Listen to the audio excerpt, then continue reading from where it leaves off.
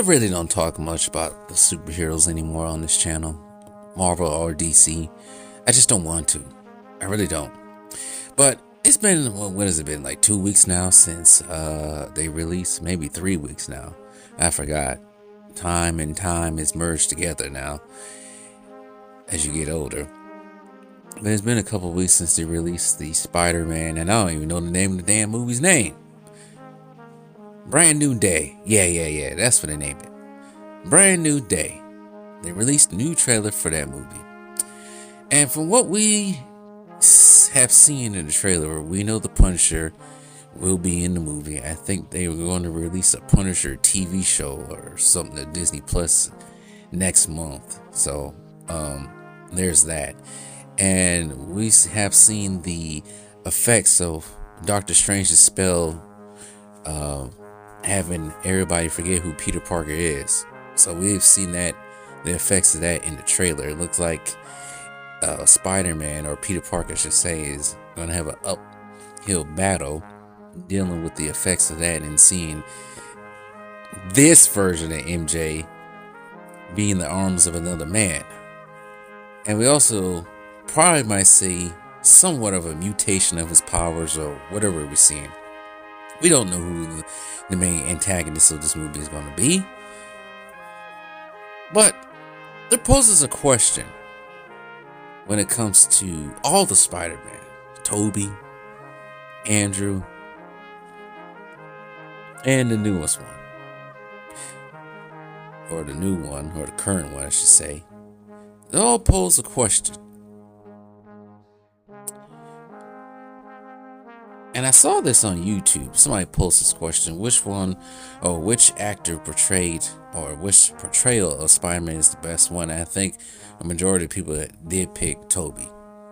And I think they picked it for many different reasons, of being nostalgia, the first one, and the most, I wouldn't say necessarily accurate one, but the most memorable one, and the one, you know what?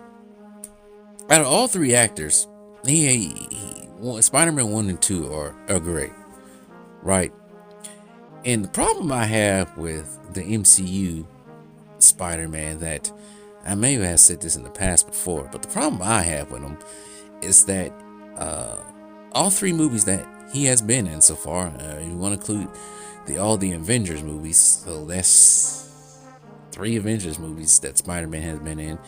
Yeah, Civil War, I count that as an Avengers movie, but Infinity War and Endgame, all 3 of them, plus the 3 Spider-Man ones he's been in, mainly the first 2 Spider-Man ones he's been in, there's always a tie-in with Tony Stark, right?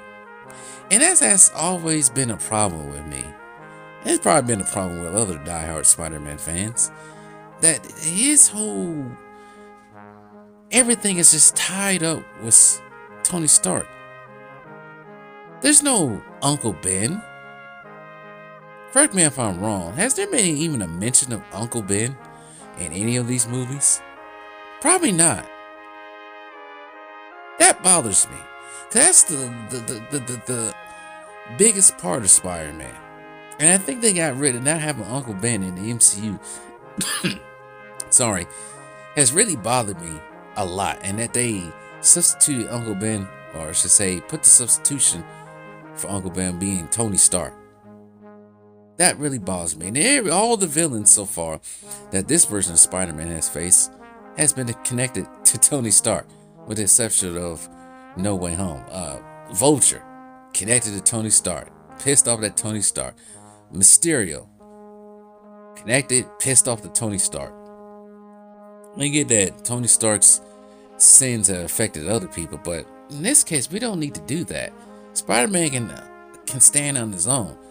And I don't know why they ever made him stand on his own. Maybe in this newest film, maybe he might stand on his own without being anywhere connected to Tony Stark.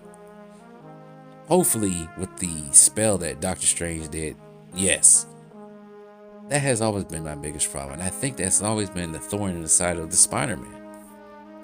Some people might disagree. I don't know why would you disagree. Uncle Ben has always been the biggest part of Peter Parker's life, because that has motivated him for most of the Spider-Man's duration on this earth, in existence, in comic books. But hopefully the newest movie, I ain't gonna watch it in the theaters. I'll probably watch it somewhere down the line because I don't want to give money to any of these companies, Sony or Disney. But hopefully, whenever I get the chance to see it, and hopefully nobody spoils it for me, because people like spoiling things these days. Hopefully that the newest villain, whoever is going to be the main antagonist, is not anywhere connected to Tony Stark, and it shouldn't be at this point. With the spell, it shouldn't be. It really shouldn't be. But I'm trying to go back to No Way Home. No Way Home was probably the first film that no one was really connected to Tony Stark, but then again, everybody was connected to the other Spider-Man. You had William Dafoe. Well, you don't need to say William Dafoe, but you had the Green Goblin connected to Tobey Maguire's Spider-Man. Sandman connected to Tobey Maguire. Doc Ock, even though Doc Ock switched sides throughout the movie, and Electro and the Lizard were connected to Andrew Garfield Spider-Man. It was just, I don't know. This version of Spider-Man in the MCU just has never sat well with me at all. It just never did. It just doesn't excite me. It really doesn't. Like the first two films, Homecoming and Far From Home, they was just like whatever to me. They didn't really excite me as being a Spider-Man fan. And the only one that really did is No Way Home, and they had to use Tobey and Andrew Garfield to put butts in seats, which just seems like it's the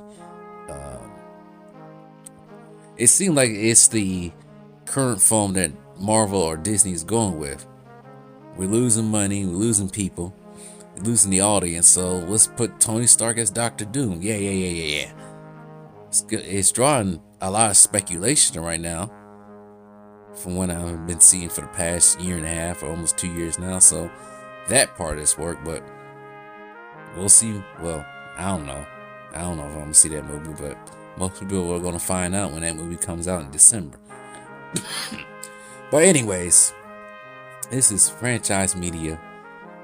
I know it's been a long time since I made a video, but like, share, subscribe.